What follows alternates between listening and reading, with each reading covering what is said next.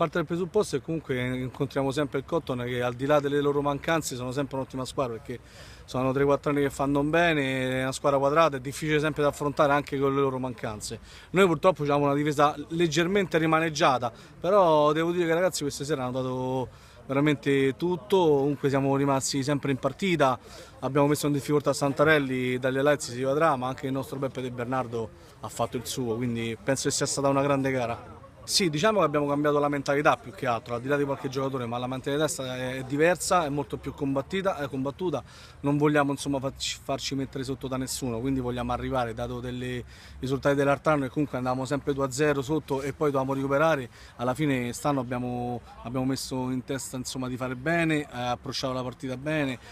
E per quanto riguarda la Goldbet che stava qua fuori a sbirciare, per loro va bene così, insomma un pareggio per loro va bene, ma sappiamo tutti insomma alla fine ci saranno i playoff, quindi se noi ci arriveremo poi ci incontreremo là le migliori sei e da lì vedremo insomma l'arrivo finale. Per quanto riguarda il Granella sono una squadra d'amici, di zona, quindi è un piacere incontrarli sempre al di là del risultato. È normale che noi, a differenza loro che purtroppo non stanno raccogliendo risultati, noi cerchiamo insomma di portare a casa il risultato.